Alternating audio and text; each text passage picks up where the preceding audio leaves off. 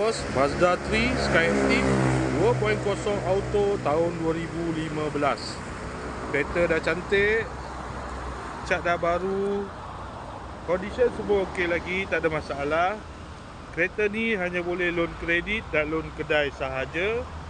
Kalau nak beli cash pun boleh. Kalau berminat boleh datang kedai, tengok kereta, boleh test drive.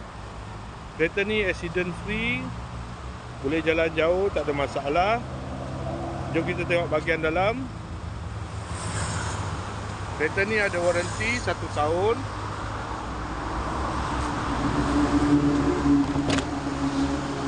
Dalam masih cantik lagi, leather seat.